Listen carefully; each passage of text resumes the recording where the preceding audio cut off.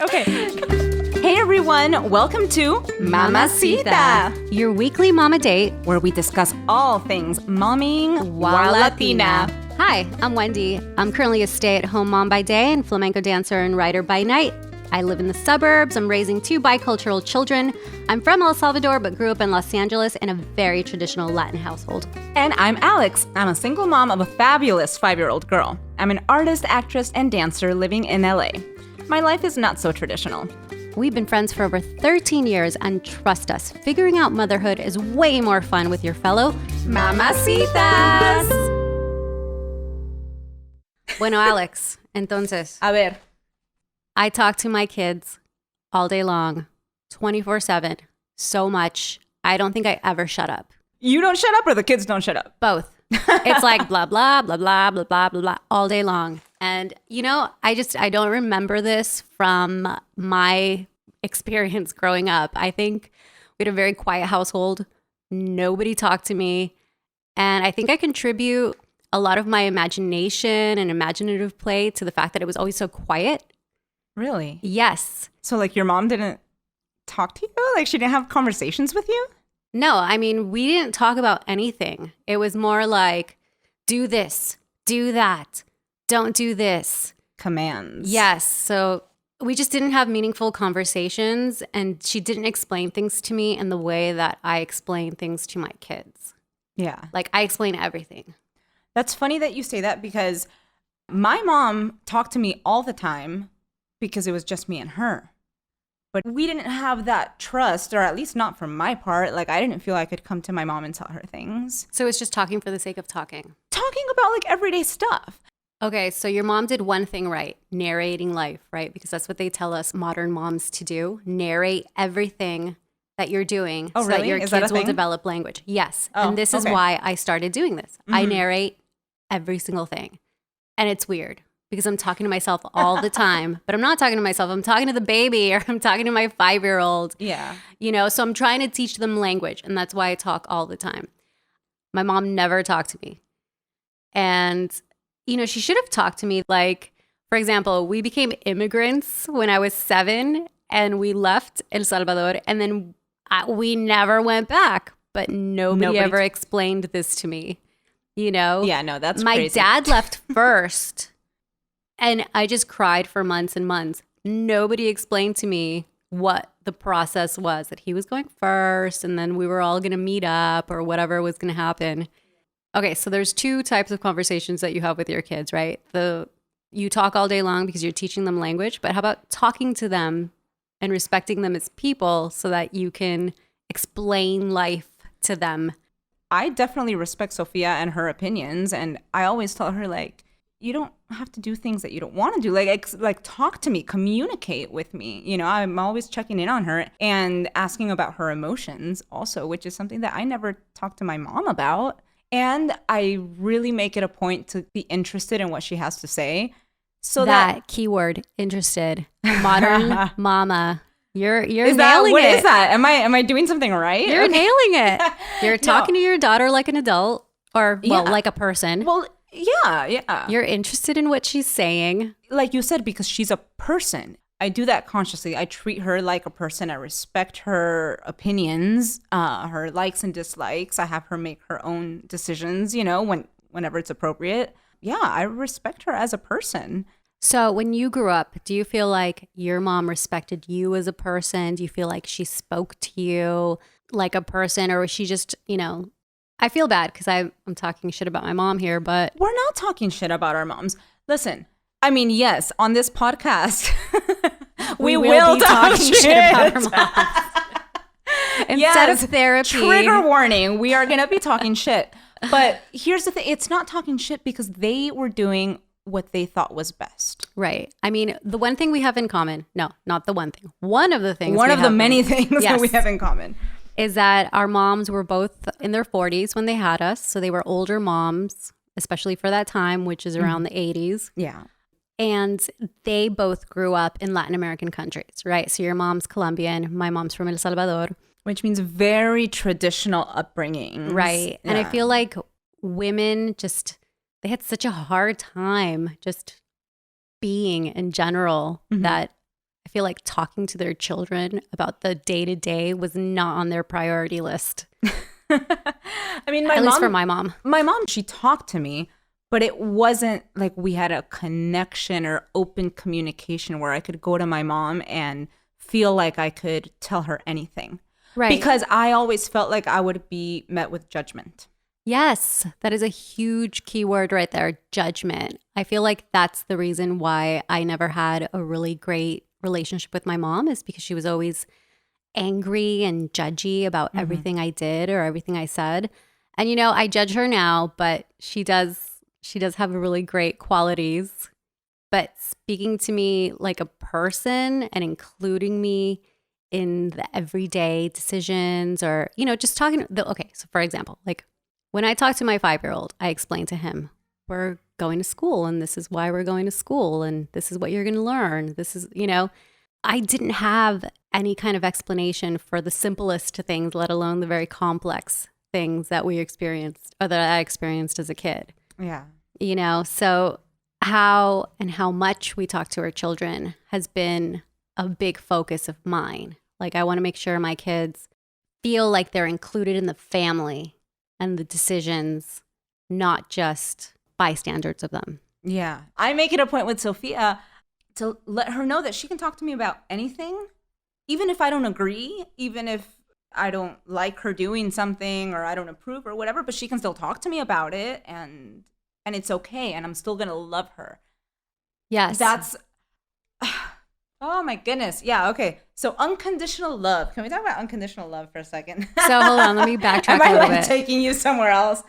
No. Yeah. This is all awesome. So, okay, you said two things, judgment and unconditional love.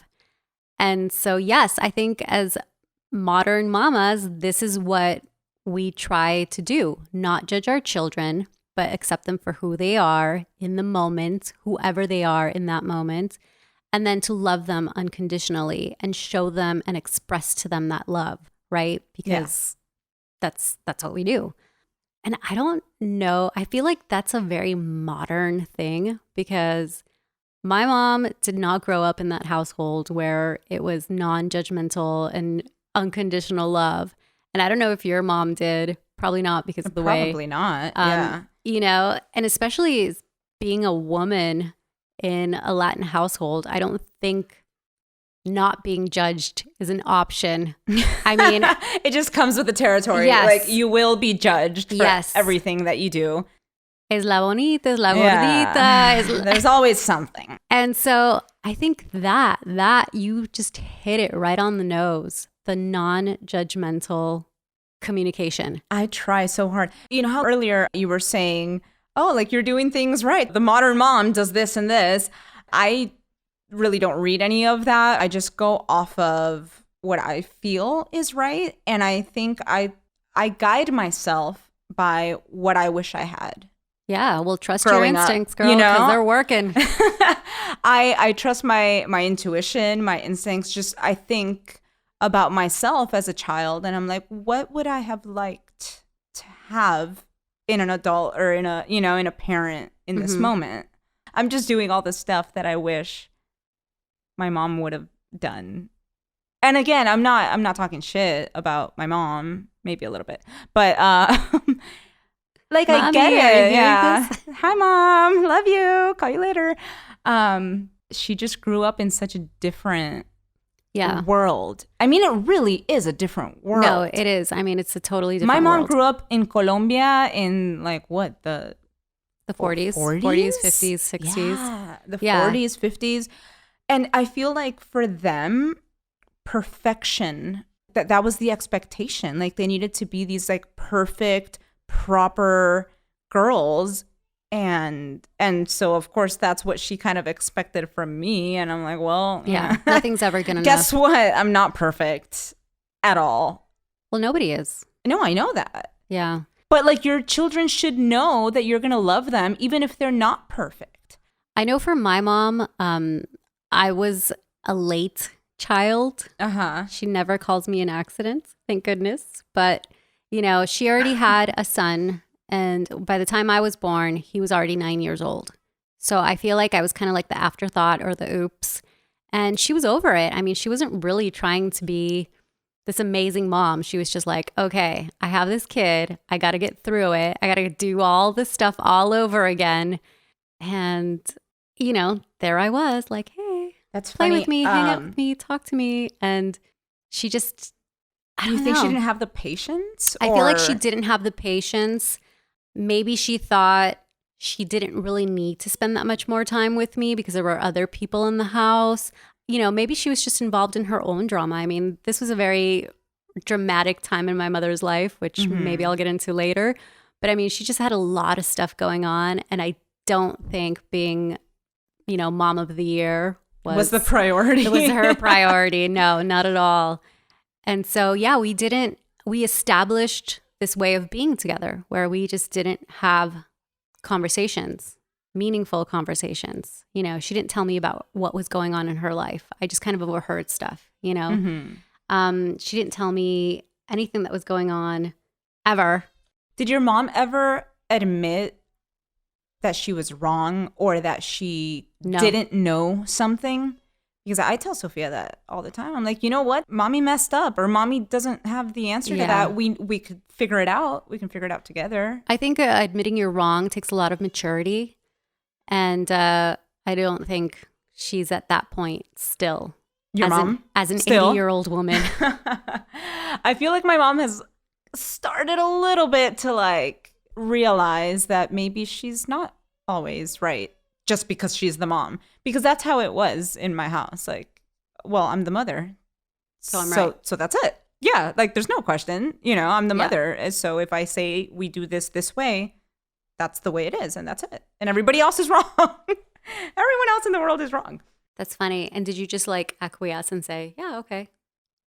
Yes, because I felt, unfortunately, and this is all stuff that's like coming to me now as an adult. Of course, at that time, I didn't realize it. But now I'm like, oh my God, I did feel like I had to be a certain way to have that love. Wow.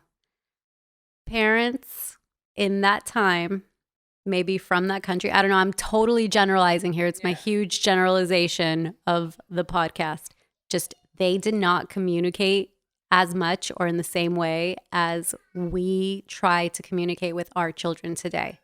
You know, healthy communication wasn't a buzzword. It wasn't a thing like it is now. Yeah. Valuing people's opinions or feelings. I mean, these are all things that seem very human and natural now, but I don't think they were, especially in a culture where it's all about manners or what's proper or who's this or who's that. Appearances. Yes, el que Oh dirán. my You know what I mean? Yes, So- that was huge. Yeah, We pretend everything is perfect. yeah. That's fine. We can keep talking Yeah. with her. So I have a 5-year-old son and I have a 10-month-old daughter. And to be totally honest, I've learned how to be patient and how to communicate more openly since I have become a mother. We, as in me, my husband, my kids, we talk about everything. Everything is open. Everything's about honest communication. And honestly, these are things I learned from my husband because he's the son of 2 psychologists. And so he knew about communication. So he grew up like Yes, that. I did not. So This for is me, new this for is you. not natural. My instinct is because I said so. Stop talking to me. Go That's to so your funny room. And I because- don't do that Yeah. because I know that that's not okay. And that's not how I wanted, you know, to grow up. And so here I am trying, and it's really hard because it's not the natural thing that comes out of, like, you keep talking about like, oh, I'm just following my instincts and it's natural. And I'm like, Yeah. yeah, Alex, you're awesome. Me, I have like this thought process of like my reaction. And then I teach myself that's not the correct reaction. I should talk about But that's this. huge. The fact that you are aware and It's can exhausting. catch yourself. Hey, I'm not I'm not perfect. You know, nobody this is. Why is. I'm saying like sometimes I'll kind of like snap a little bit. Like on days where I'm just like super stressed and overwhelmed, I feel how like I have, you know, little patience, and she's like asking me or talking to me, and I'm like, oh my God, baby, just like hold on a second. Yes. You know, like give me 5 minutes. Hold so on. every day I literally say this, please stop talking so I can think. Yeah, it gets to be a lot. Yes. Sometimes. But you know what? I prefer Can I that. get an amen? Mama, stop talking so I can think. Yes. Oh my goodness. Sometimes it's so much. Oh my God. Especially during quarantine. Hold on. Can we have a moment to talk about quarantine? When our No. kids had no other people to talk to. No, I don't want to talk about it. It's too traumatic. Okay. It's too soon. We're still in it. We're still in it. We'll talk about that later. No, but really, like, for months, it was just me and her Yes. in an apartment. And that's it. It's like so there was nobody else to talk to. So I made even more of an effort to be there and be present, because that's the other thing. You can be with your kids all day long physically and be completely checked out. Yep. Lived it. Yes, I have gone through that too, where I'm on my phone and she's like talking to me and I'm like literally like not paying attention. And I hate that. I hate that because I don't want to be that mom. You know what I mean? I want to be present. Of course, there's times where we all need a break and we're like, okay, just, I don't know, whatever. You do your thing and let me just have my moment to myself. But I don't want to be that. Because Dude, you're like a keyword Alex today. It's like, well, no, because present. I'm really big on all this stuff because this is stuff that I think about. Yeah. You know, like you know me, I'm very emotional and very. She made a flourish. You can't see it, but she flourished with her hand. I'm just very. She made a sad face and flourished. No, like I can get really deep and really emotional, and I'm a very sensitive person. So all these things I think about, like, how would I feel? I think about this stuff. Like when she comes to me and she's super, emocionada, like super excited about something. Can you imagine if you went up to somebody with this fabulous idea and they're just like, oh, yeah, that's nice. Like you'd be like, you know what I mean? Yes. Like in real life, like I'm not talking about children, just like as adults. Uh-huh. Like if you come to somebody, you want a reaction. Yeah. Or like if something is important to you, you want the other person to engage and like give you some kind of feedback, Right. And so I think about that, like, even though, yeah, she's 5, but if she's coming to tell me something that's important for her, I want to give her that same kind of like entusiasmo, that same kind of like, yeah, baby, that's awesome, Yeah. Think about it. Like we're the most important people in their lives. Totally. And if you wanna get be dismissed, encouraging. how horrible is that? Like you wouldn't want somebody doing that to you as an adult. So imagine to a 5-year-old, Yeah, I do know because that was my whole. Oh my God. or like what I was saying about like how sometimes I catch myself. I know. Yeah, you lived it. No, like how I catch myself, I'll be like on my phone or whatever and not paying attention. Could you imagine if you're like out on a date or something and they're on their phone? How rude is that? It is. It's very rude and really annoying. Yeah. So if you wouldn't do that to another adult, why would you do that to your kid?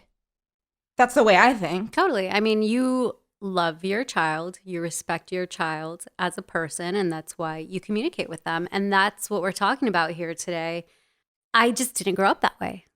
It's different because I have a daughter now. And so all of these experiences and all the feelings, whatever inadequacies or things that I felt with the relationship with my mom have really come to light now that I have my own daughter.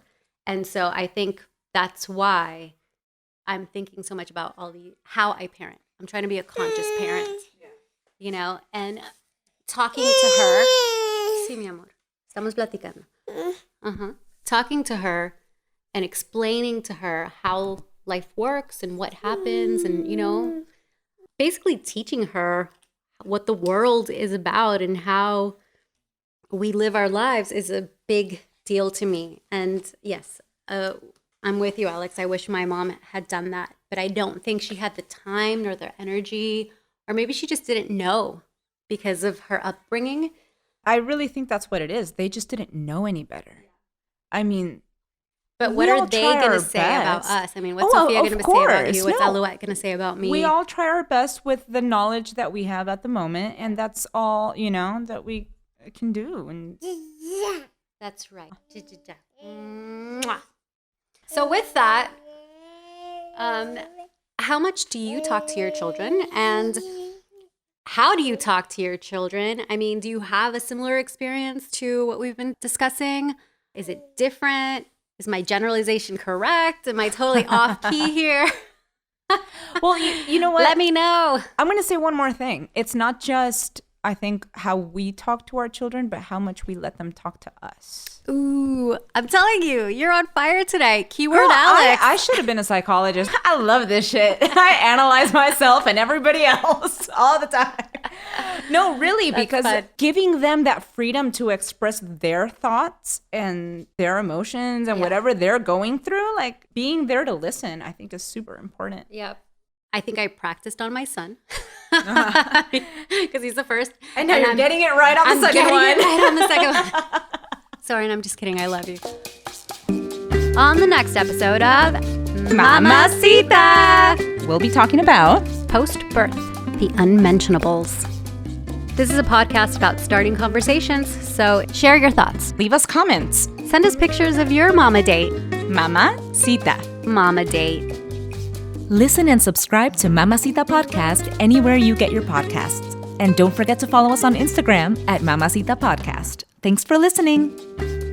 Mamá Cita Podcast is created, hosted, and produced by Wendy Castellanos-Wolf and Alexandra Rosso. Edited by Alexandra Rosso. Our sound engineer is Scott Wolf, and our theme song is based on Drume Negrita, a Cuban lullaby, arranged and recorded by Scott Wolf. Also, check out our Mamá Cita blog by Wendy Castellanos-Wolf. Find that and more at mamacitapodcast.com. ¿Qué? En español, por favor, que my English is not so very good looking. Era la cosa.